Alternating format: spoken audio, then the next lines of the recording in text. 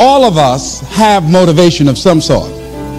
I define motivation as the desire to achieve that which you believe to be worthwhile.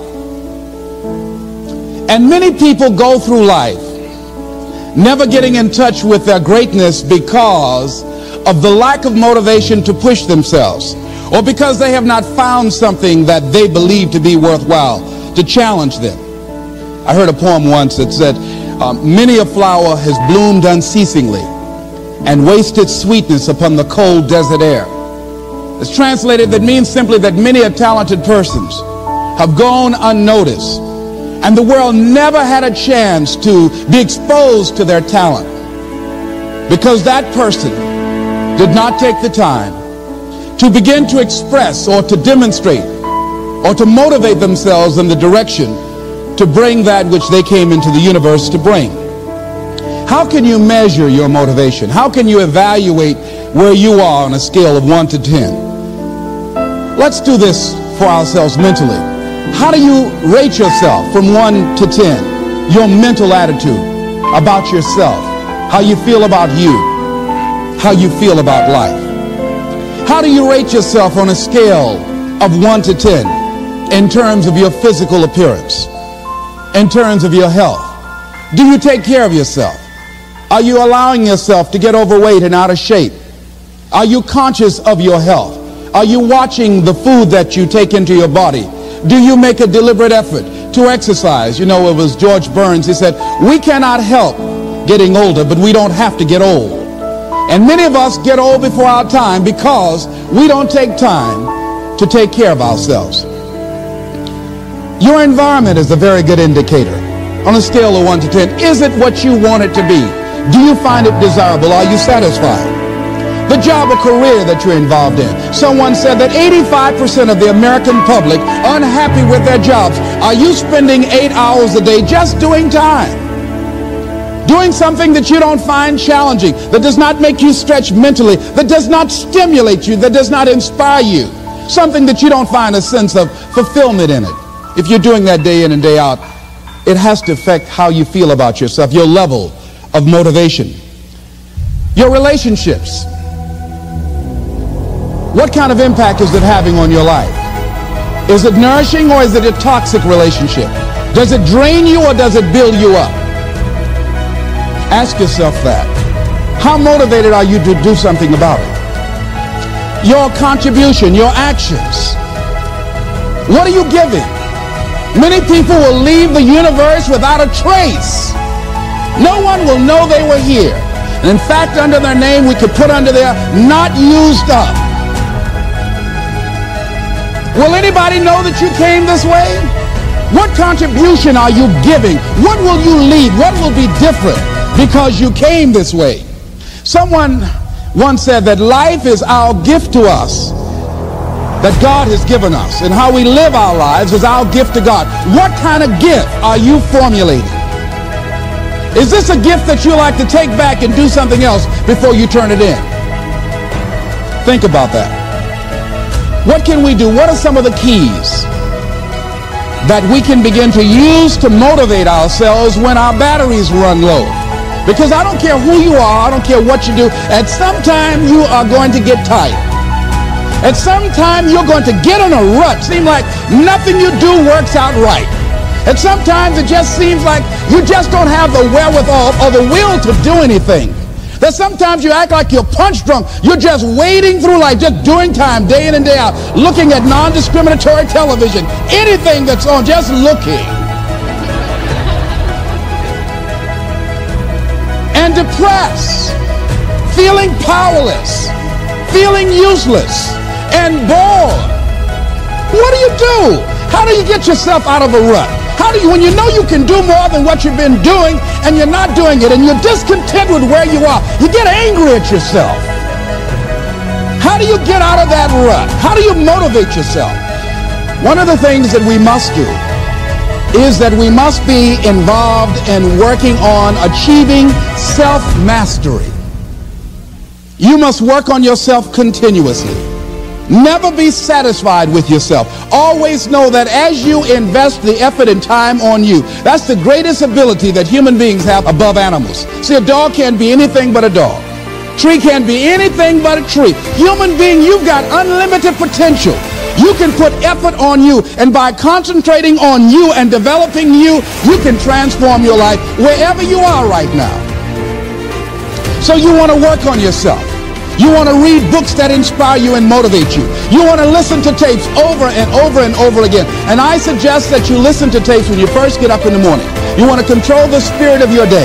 When you first wake up in the morning, your mind is operating at 10.5 wave cycles per second. That's when the subconscious mind is most impressionable. Whatever you hear in the first 20 minutes when you wake up, that will affect the spirit of your day. When you listen to tapes, listen with relaxed belief. Believing that this can happen for you.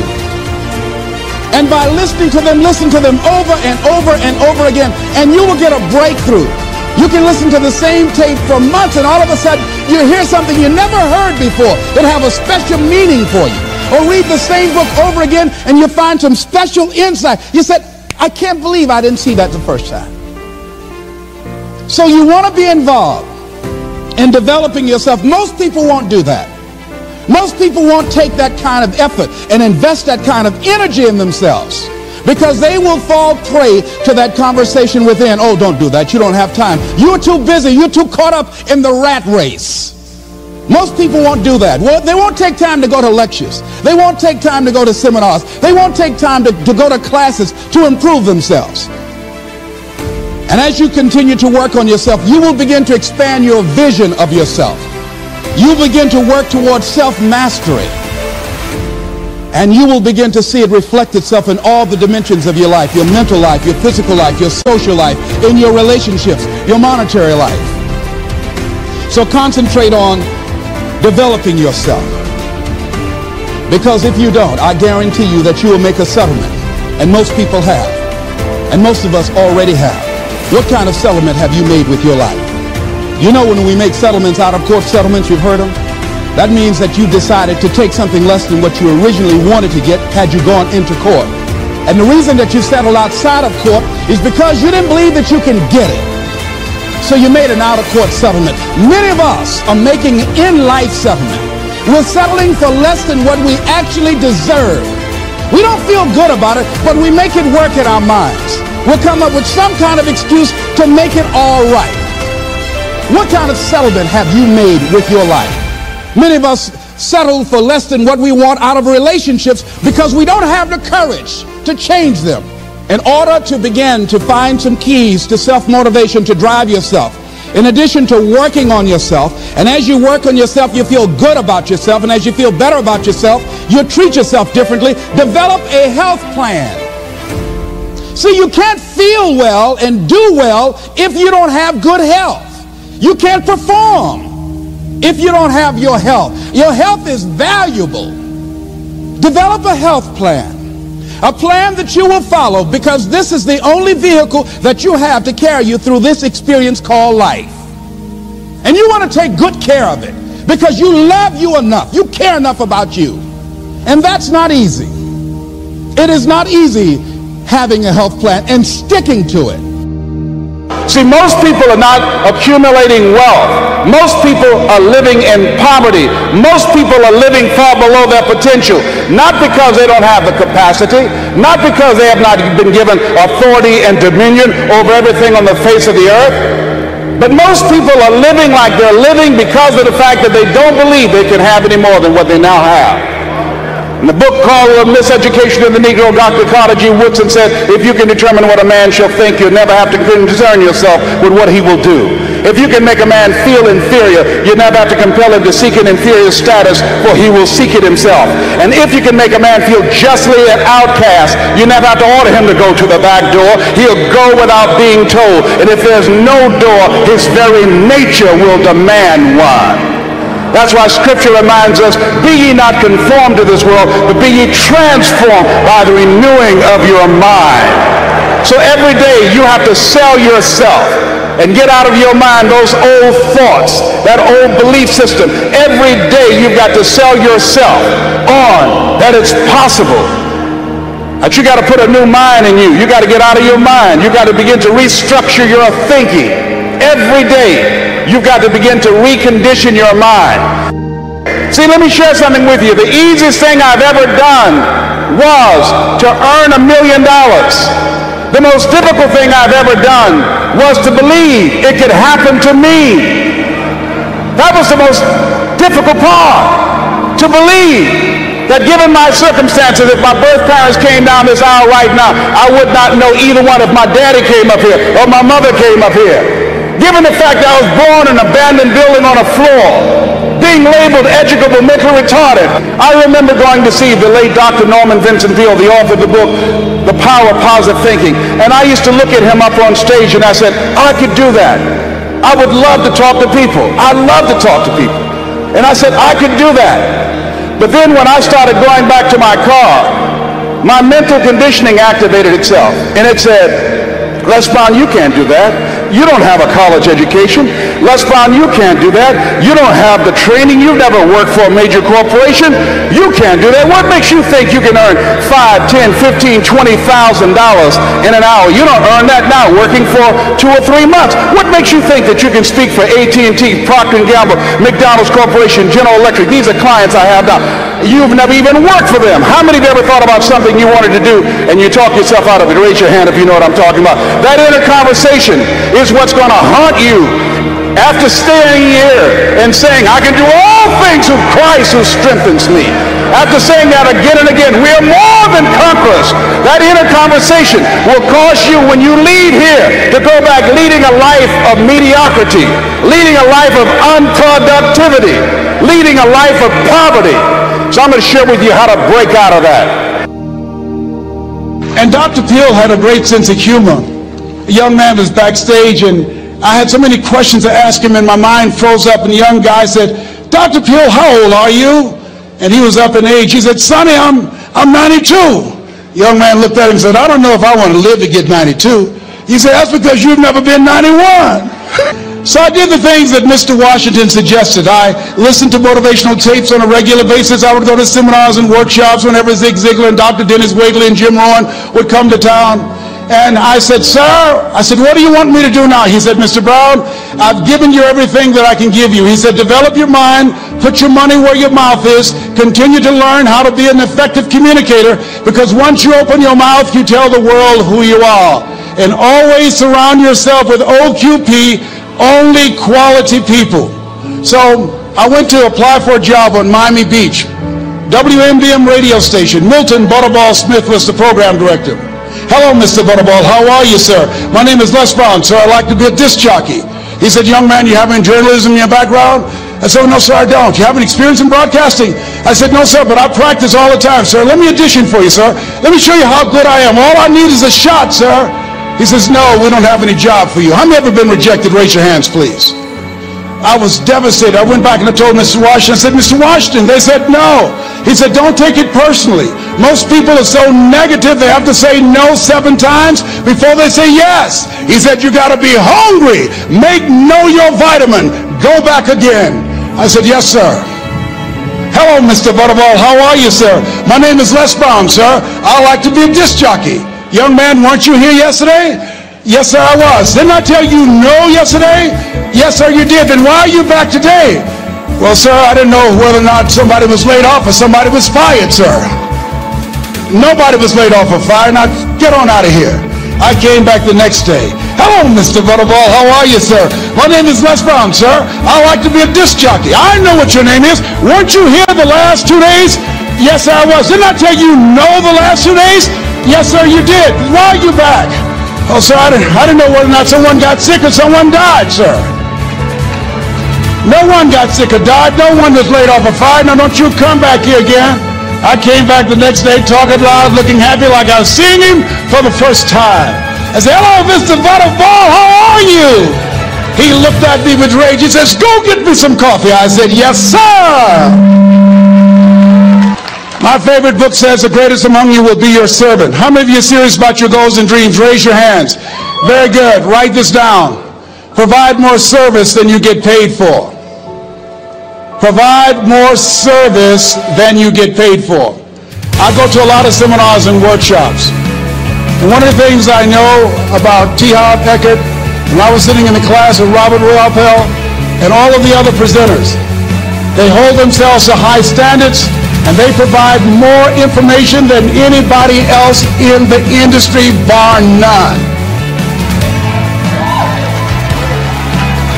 They hold nothing back because their commitment is for your success. And when you hold yourself to high standards, write this down, impact drives income. That's why you're here. Because the training, the seminars, been making a difference in your life. If there did not have impact, 200 or 300 people would be here, if that amount. Impact drives income. So I became the errand boy for the disc jockeys.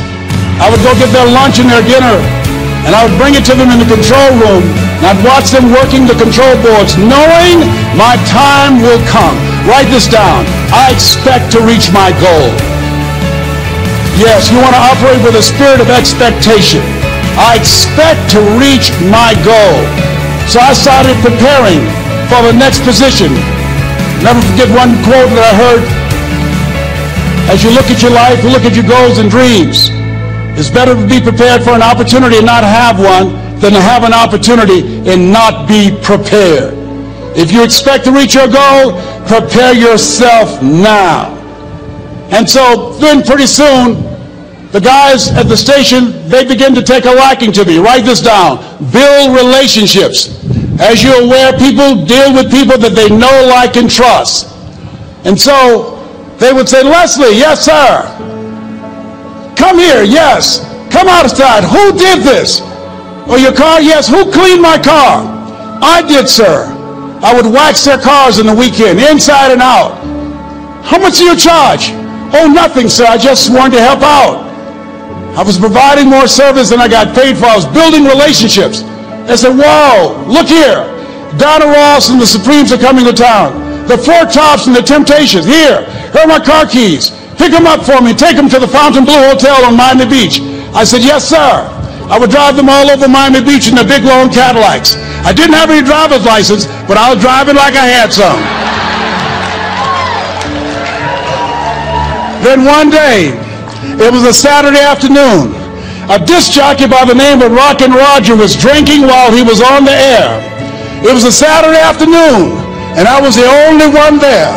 Rockin' Roger got so drunk, he could not complete the show. He started slurring his words. He's about to fall off the chair. And there I was, looking at him through the control room window, walking back and forth, young, ready, and hungry. I was saying, drink, Rock, drink. Drink, Rock. I'd have gone and get him some more if he'd asked me to. Then pretty soon the phone rang. It was the general manager, and I answered the phone. He said, hello? He said, young boy, this is Mr. Klein. I said, I know. He said, Rock can't finish his program. I said, I know. He said, would you call one of the other DJs in? I said, yes, sir. I said to myself, he must be think I'm crazy. I called my mom and my girlfriend, Cassandra, said, y'all come out on the front porch and turn up the radio. I'm about to come on the air.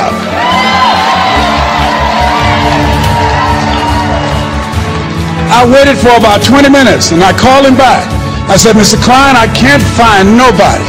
He said, young boy, you know how to work the controls? I said, yes, sir. He said, go in there and segue the record, but don't say nothing here. I said, yes, sir. I couldn't wait to get old Rock out of the way.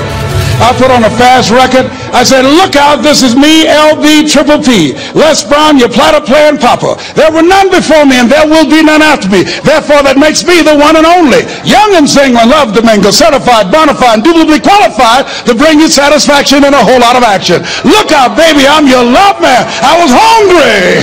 I was hungry. Get old man a round of applause. I was hungry. I was hungry. You got to be hungry.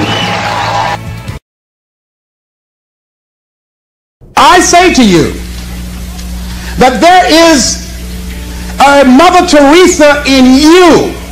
There's some work for you to do. I say to you that there is a Nelson Mandela in you. That kind of commitment, that kind of spirit, that kind of personal power, that kind of vision of allowing yourself to be used by life is in you, that all of us came here to do something, to make a difference. And in a historical context, the world will never be the same again because you came this way. Anytime somebody asks me how I'm doing, I say I'm doing better than good and better than most, and sometimes even better than that. Let me tell you where I got that from. When I was involved in broadcasting, I used to have the first hour of my show as a disc jockey in Columbus, Ohio. I used to give an inspirational program. And there was a lady that used to call me by the name of Audrey Pelmore. Audrey worked at University Hospital. Audrey was an enthusiastic personality that everybody liked her. I mean, she had a radiant smile, and she was just one of those people. You ever meet one of those people that everybody just liked him? She was one of those kind of folks. Audrey became stricken with muscular sclerosis at a very young age.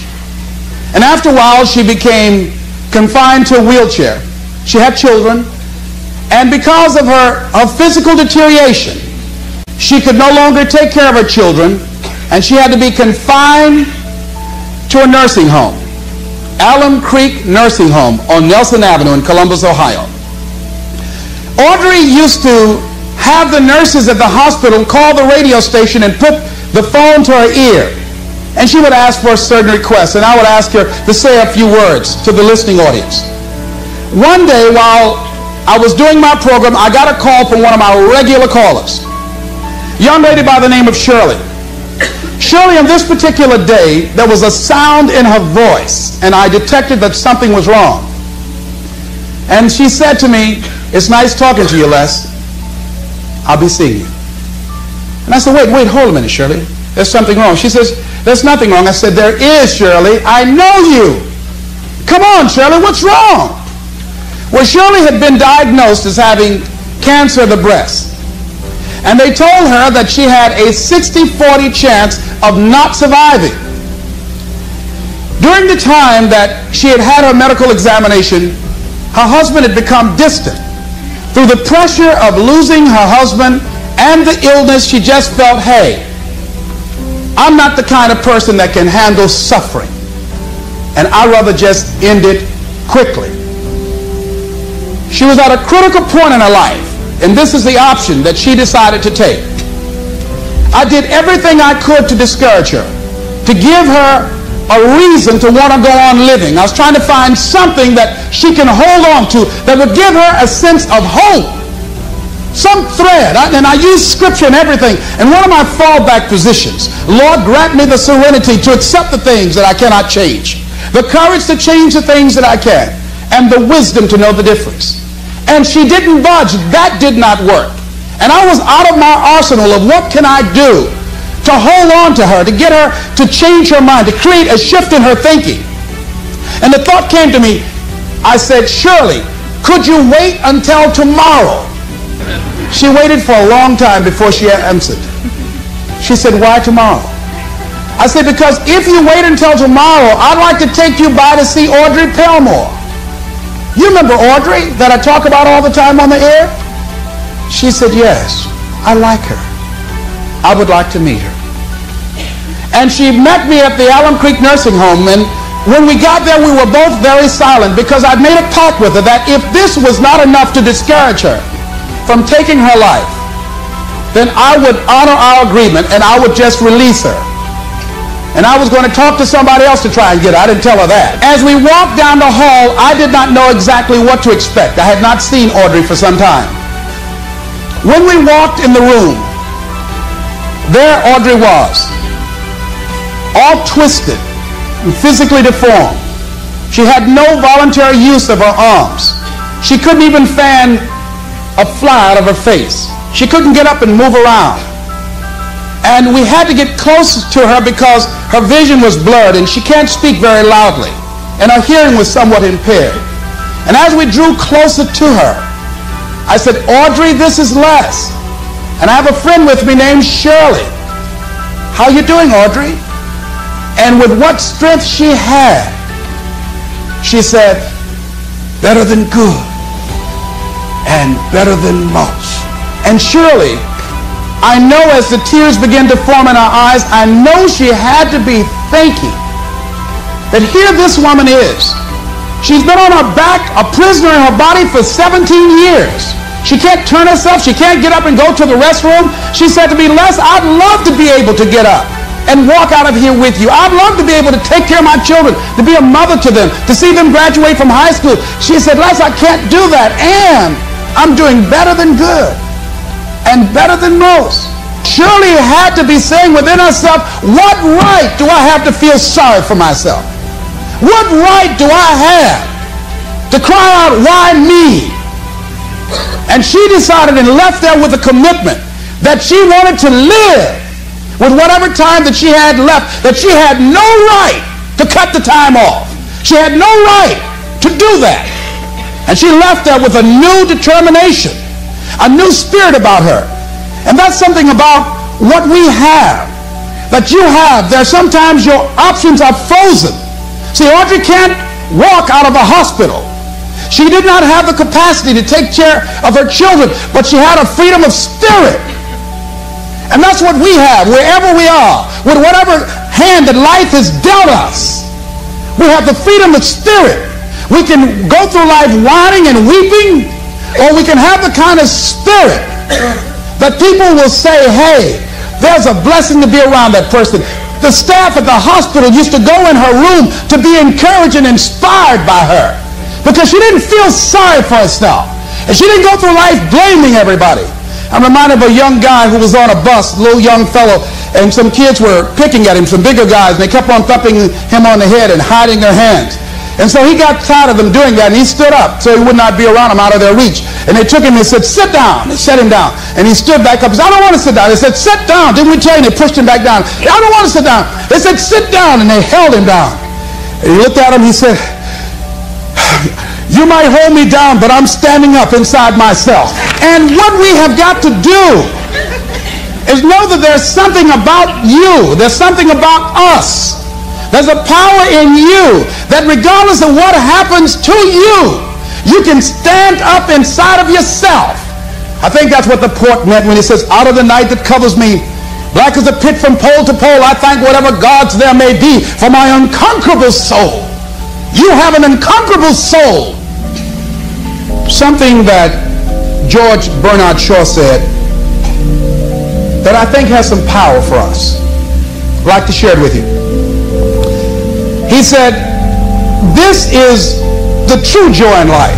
And one of the things that he said, and I love when he talked about man and Superman, he said that we should establish a tribunal where people would be required to come once a year to give a reason why they should be permitted to go on living for the next year. Can you imagine all the do-nothings hopping from one foot to the other trying to give some justification why they should be allowed to live for the next year?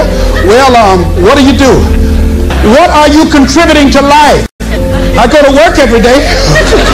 No, are you making a difference in the universe? Why should we allow you to continue to occupy this space? This is the true joy in life.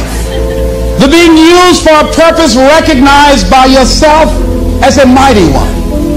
Being a force of nature instead of a feverish, selfish little clod of ailments and grievances, complaining that the world will not devote itself to making you happy.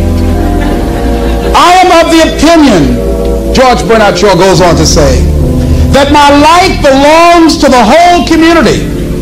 And as long as I live, it is my privilege to do for it whatever I can. I want to be thoroughly used up when I die. For the harder I work, the more I live.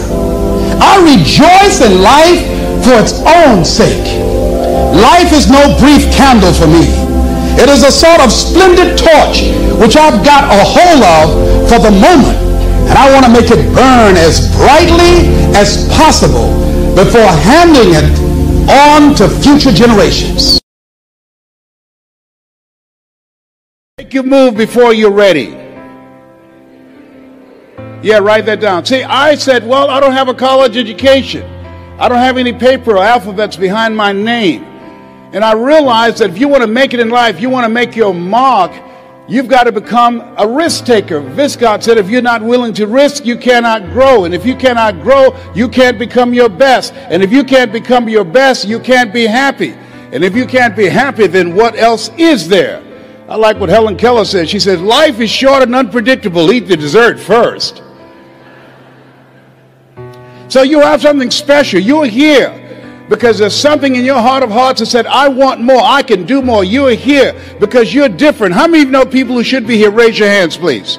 Yeah, so you're here because you're different, you're uncommon. One man said, I choose not to be a common man. It's my right to be uncommon if I can. I seek opportunity, not security. I do not wish to be a kept citizen, humbled and dulled by having the state look after me. I want to take the calculated risk, to dream and to build, to fail and to succeed. I refuse to live from hand to mouth. I prefer the challenges of life to the guaranteed existence, the thrill of fulfillment to the still calm of utopia. I will never cower before any master, nor bend to any threat. It's my heritage to stand erect, proud and unafraid, to face the world boldly and say, this I have done. Give yourselves a round of applause for having an uncommon desire to reach your goals, to achieve something great with your life.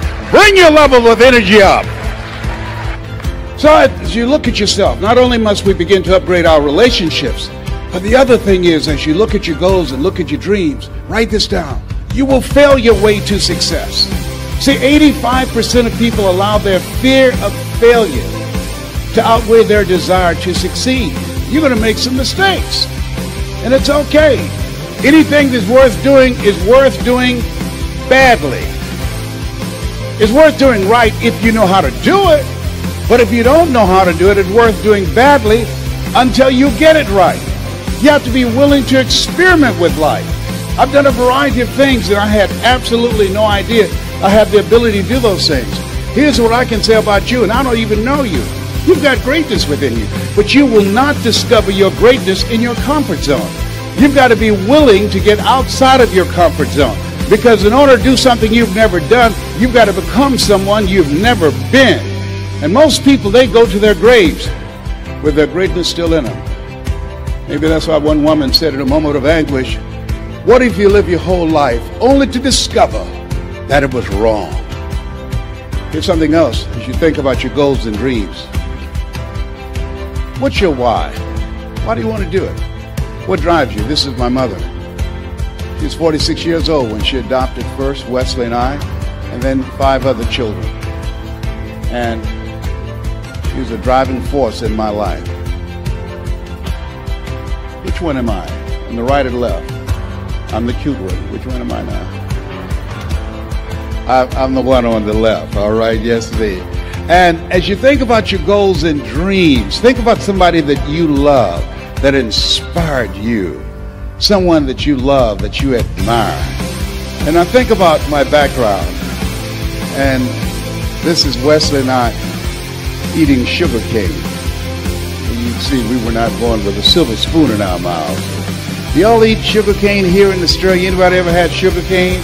Most of you have not. Just 2 people here. Yeah, it's sweet. It's interesting.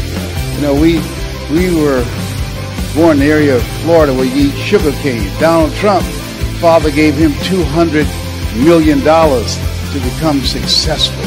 How many of you know if I give you $200 million, you got a good shot at becoming successful? Raise your hands, please. My mama gave us 2 pieces of sugar cane, and we had an advantage. The room always get quiet when I say that. Donald Trump was born with a silver spoon in his mouth. If you had a choice between eating a silver spoon and eating sugar cane, which one would you eat? Sugar cane, I told you we had an advantage. That's what I'm talking about. And then I met someone who changed my life. See, what we do and what we accomplish in life is a result of the story we believe about ourselves. And I met this friend. I was a disc jockey at the time. And he said, Les Brown, you're more than a disc jockey. Les Brown, you're more than a paycheck. Les Brown, you can do more. How many of you had somebody see something in you you didn't see in yourself? Raise your hands, please. And I couldn't see it at the time. But he continued to talk to me. Faith comes by hearing and hearing and hearing. And eventually I became an entrepreneur. I began to book concerts, and not just doing a radio show, but I invited entertainers to come to town. And these little guys came in 1973 There I am standing in the back. That's Michael Jackson there at 10 years of age in 1973. I didn't know who they were going to become. They didn't know who I was going to become. The hand that you shook in the audience, you have no idea whose hand you just shook. You don't know who they are. Eye has not seen, ear has not heard, nor has entered the heart of mankind what God has in store for that person whose hand you just shook. That person, they have greatness within them. And you have greatness within you. And to prove it, you were chosen 1 out of 400 million sperm. There's something in you. And God said, I want you, I want you, I want you, I want you. There's something you have that the world needs not. If you don't give it to us, we will all be deprived. And so as you think about your goals and dreams, how many of you like to make a difference in your community? Raise your hands, please. You have the ability to do that. I ran for the Ohio legislature. Had no idea I had the ability to do that. Passed 14 bills my first term. You have greatness within you. You can make more impact than you can ever begin to imagine when you're willing to challenge yourself. Let us say together, leap. Everybody together say, leap. And grow your wings on the way down. Yeah, see, one of the things about life, you're going to get hurt. You're going to make some mistakes. You're going to fail your way to success. But you got to be willing to experiment. You got to be willing to push yourself. You got to be willing to challenge yourself by putting yourself in a perpetual state of discomfort. And so, the things happen in life. When you have goals and dreams, things happen. I had no idea. Midway of my third term, my mother became ill. She was diagnosed with breast cancer. My brothers and sisters called me and said they're going to put her in a nursing home. And I said, no. They said, we thought you would say that. We've interviewed the best nursing homes in Dade County. I said no. She had a problem. How can one woman raise 7 children who couldn't take care of themselves, but 7 grown people couldn't take care of one woman? I had a problem with that. And I said, no.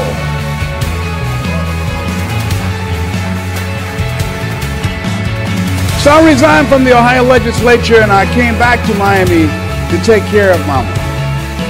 And took care of her until 89. And there are things as you have your goals, things are going to happen to you that you can't anticipate. Some of you are in the eye of the storm now. Things are going to happen. And don't say, why does it have to happen to me? Why not you? Who would you suggest? You want to give us some names or email addresses? That's really what I said the second time I got cancer. They had told me the cancer metastasized in 7 areas of my body. I started laughing. He said, why are you laughing? Are you in denial? I said, no, I feel like Mother Teresa. He said, what do you mean? She said, Lord, I know you know how much I can bear. I just wish you didn't have so much confidence in me.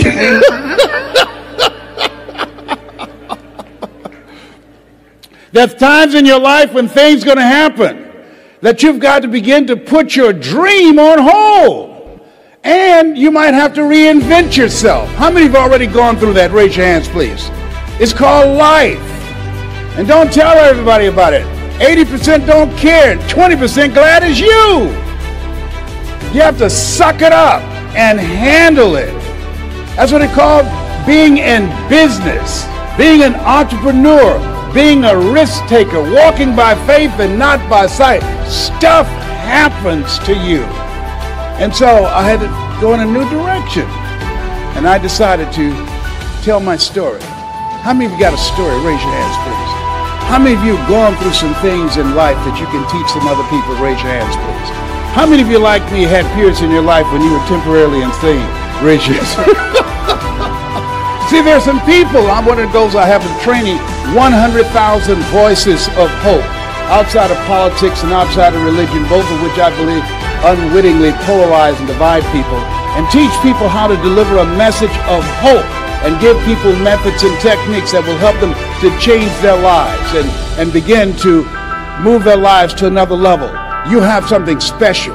You have greatness within you. That story that you have can impact people's lives.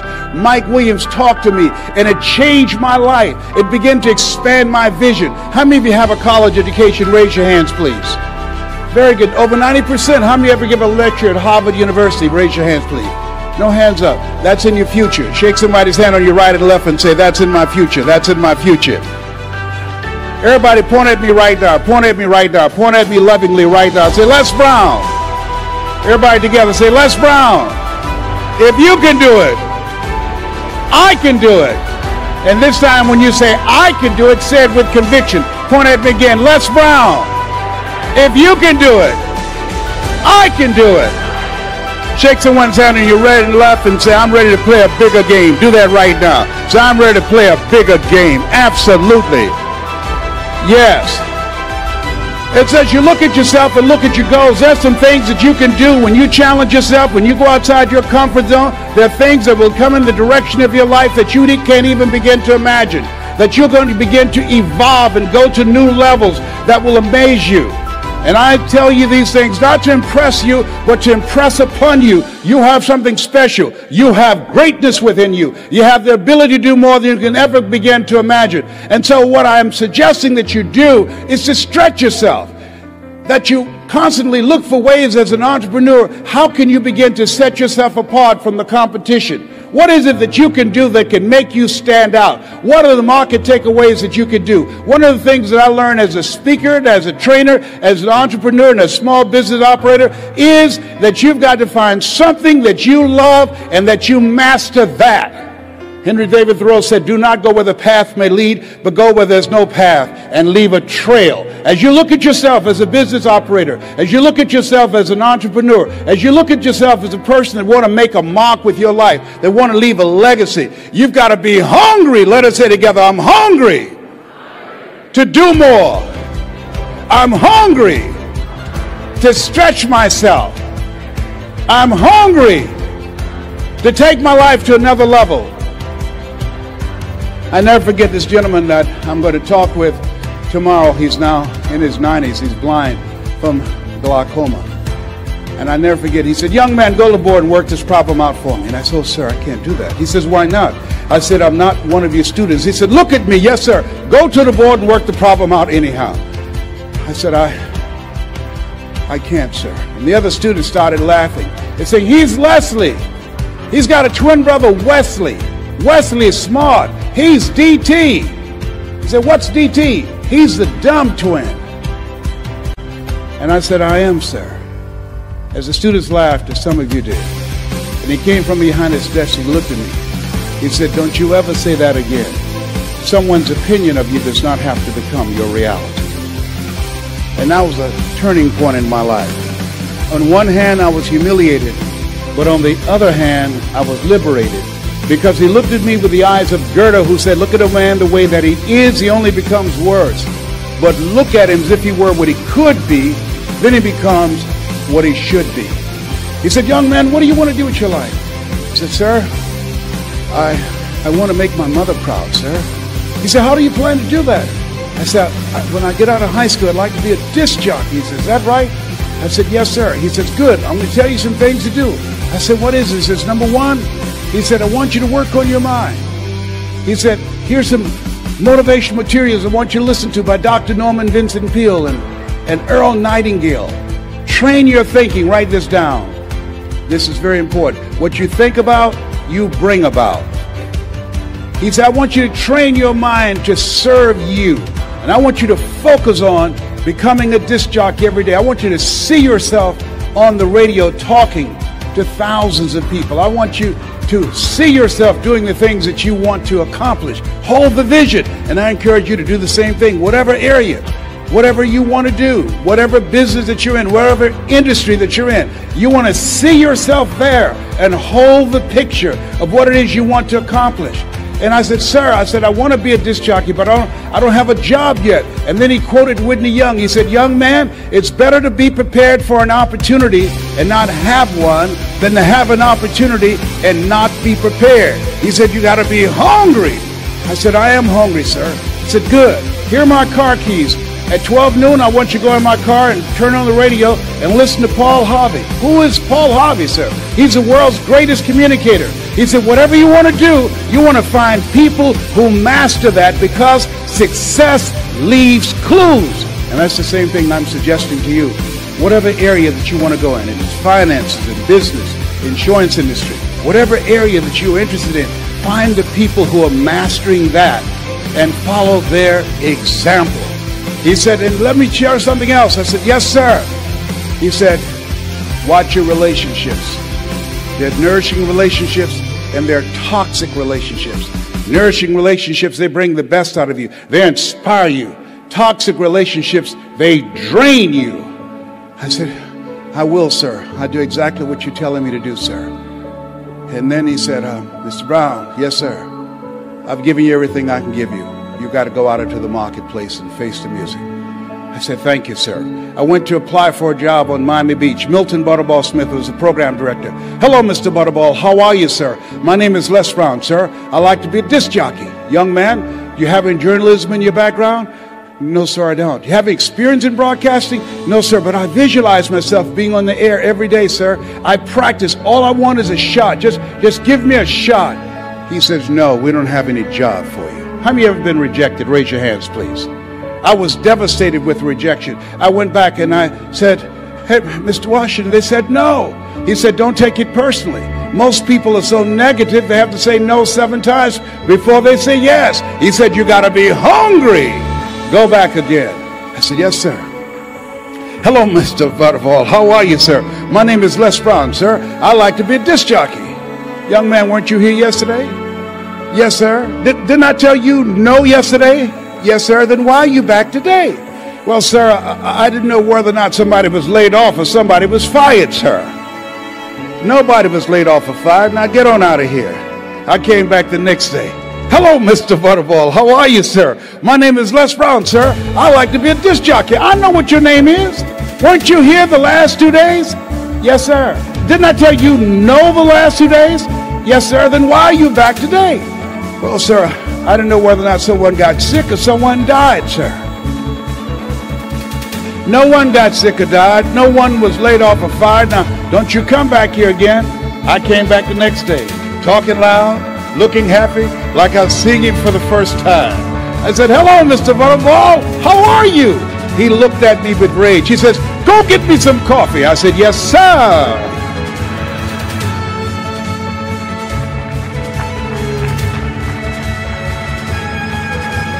My favorite book says the greatest among you will be your servant. How many of you are serious about reaching your goals? Raise your hands, please. Here's something I encourage you to write this down. Provide more service than you get paid for. As small business operators, and you're going to do market takeaways, you've got to provide more service than you get paid for. You've got to build relationships with people. You've got to be able to tell your story because people do business with people they know, like, and trust. You've got to look for ways, as a lady who became the dominant force in her industry. And they said, how did you get here? In an industry that's dominated by men, and she said, it's not our intention to please our customers or to satisfy our customers. Our intention is to amaze them with the quality of the service that we provide for them. And so you have to literally amaze your customers. Go above and beyond as you begin to anticipate what their needs are and look for ways in which you can begin to impact them. And so as you look at your goals and dreams, the people that are willing to do that are hungry. He said, Mr. Brown, go face the music. I went to apply for this job 3 different times. They said no. Finally, they asked me to become the errand boy for the disc jockeys. I'd go get their lunch and their dinner, and I'd stand in control room knowing my time would come. Let us say together, my time will come. And on the weekends, they would come out to the parking lot, and their cars be waxed and cleaned inside out. They said, hey, who did this? Write this down. Give before you ask. Give before you ask. I was just trying to get my foot in the door. I wanted to establish a reputation of being a go-to person, a person of resourcefulness, a person that's relentless and unstoppable, a person that can get things done. I said, I did, sir. How much you charge? Nothing, sir. I just wanted to help out. I was building relationships. People do business with people they know, like, and trust. Look here, Donna Ross and the Supremes are coming to town, the Four Tops and the Temptations. Here are my car keys. Pick them up and take them to the Fontainebleau Hotel on Miami Beach. It'll be my pleasure to serve you, sir. I was driving these entertainers in the disc jockey's big long Cadillacs. I didn't have any driver's license, but I was driving like I had some.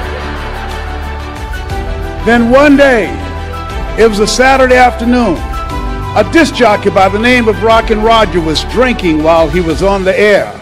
Rockin' Roger got so drunk, he could not complete the show. He began to stutter his words. He was about to fall off the chair. It was a Saturday afternoon, and I was the only one there, looking at him through the control room window, walking back and forth, young, ready, and hungry. I was saying, drink, rock, drink. Drink, rock. I'd have gone and get him some more if he'd asked me to. Then pretty soon the phone rang. It was the general manager, and I answered the phone. I said, hello? He said, young boy, this is Mr. Klein. I said, I know. He said, Rock can't finish his program. I said, I know. He said, would you call one of the other DJs in? I said, yes, sir. I hung the phone up. I said, now he must think I'm crazy.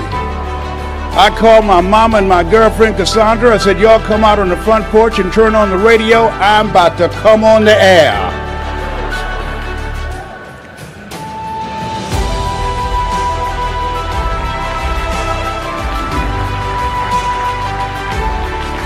I waited for about 20 minutes, and then I called him back. I said, Mr. Klein, I can't find nobody. He said, young boy, you know how to work the controls? I said, yes, sir. He said, go in there and segue the records, but don't you say nothing here. I said, yes, sir. I couldn't wait to get old Rock out of the way. I put on a fast record. I said, look out, this is me, LD Triple P, Les Brown, your platter playing papa. There were none before me, and there will be none after me. Therefore, that makes me the one and only. Young and single and love to mingle, certified, bona fide, indubitably qualified to bring you satisfaction and a whole lot of action. Look out, baby, I'm your love man. I was hungry. Get the old man a round of applause. I was hungry. I was hungry.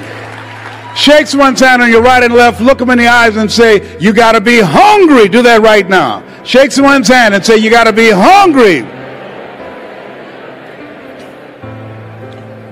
People that are hungry are willing to do the things today others won't do in order to have the things tomorrow others won't have. People that are hungry believe, always strive to get on top in life because it's the bottom that's overcrowded. People that are hungry know if you want to be successful, you must be willing to do the things today others won't do in order to have the things tomorrow others won't have. I didn't do what I'm doing right now because it was hard. How many of you decided not to do something because it was hard? Raise your hands, please. I want you to write this down. If you do what is easy, your life will be hard. Complain, point at your circumstances, give up your power, blame the government, blame the economy. If you do what is easy, your life will be hard. But if you do what is hard, your life will be easy. It's hard to make a radical change in your behavior. It's hard to take ownership. It's hard to swallow the bitter pill that wherever you find yourself, at some point in time, you made an appointment to be there. It's hard. It's hard. If you do what is easy, your life will be hard. If you do what is hard, your life will be easy. I don't know what your goals are. I don't know what you want to do with your life. Here's what I know about your being here. That there's something in you that waits and listens to the voice of the genuine in yourself. It will be perhaps the only guide you will ever have. And if you cannot hear it, all of your life, your days will be spent on the ends of strays, that somebody else pulls. And I submit to you, the reason that you're here is that in your heart of hearts, you've said, I'm going to pull my own strings. I say to you, the reason that you're here is something about you that says, I'm going to control my own destiny. There's something about you that when you pointed your fingers at your circumstances, you realized you had three pointing at yourself. So I want to dedicate something to you that my mother loved to hear me say. Mama was a 22-year breast cancer conqueror. I want to dedicate this to you, to the achiever in you, to the greatness in you, to the unexpressed gifts, talents, and abilities that you have in you that's hungry to get out. And it says simply this. Leslie, yes ma'am, mama. Say that thing for me, boy, that makes me feel good. It says simply this. If you want a thing bad enough to go out and fight for it, to work day and night for it, to give up your time, your peace, and your sleep for it, of all that your dream and scheme is about it, and life seems useless and worthless without it, and if you gladly sweat for it and fret for it and plan for it, and lose all your terror of the opposition for it, and if you simply go after that thing that you want with all of your capacity, strength and sagacity, faith, hope, and confidence, and stern pertinacity, if neither cold poverty, famish, or gulf, sickness or pain of body and brain can keep you away from the thing that you want, dogged and grim, you besiege and beset it with the help.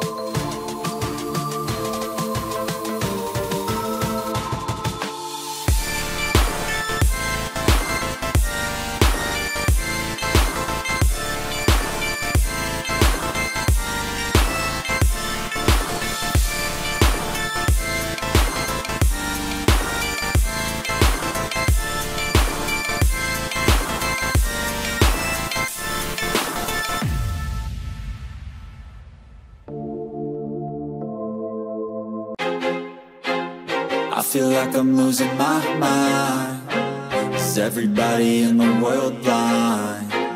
Please, Lord, give me a sign, a sign. I feel like I'm losing my mind. Is everybody in the world blind? Please, Lord, give me a sign, a sign.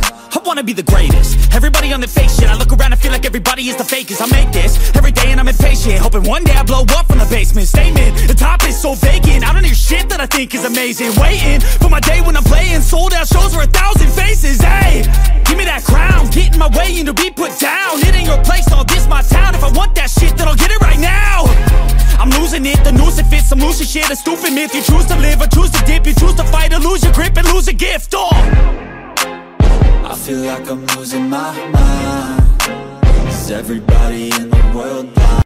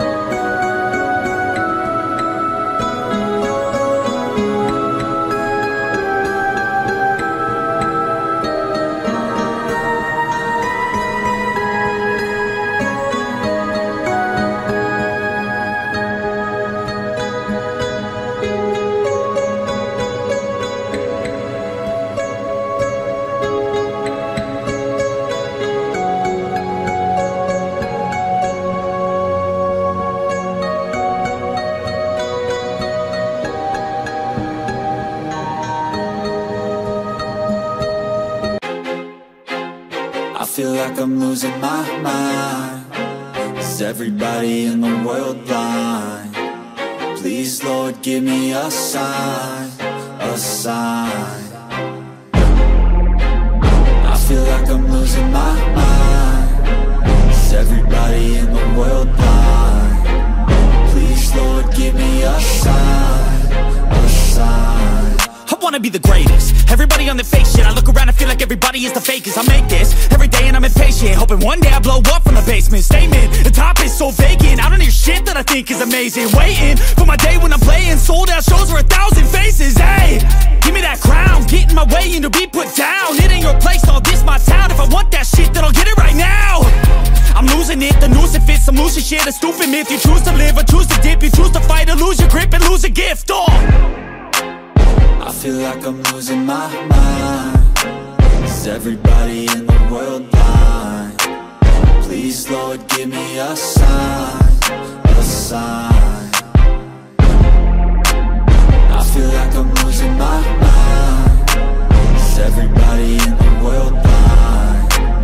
Please, Lord, give me a sign, a sign. Yeah. There's no mercy in this world, just hunger-thirsty persons in different versions, each new update, that shit worsens. Why? Pull back the curtain and you'll see the different vermin.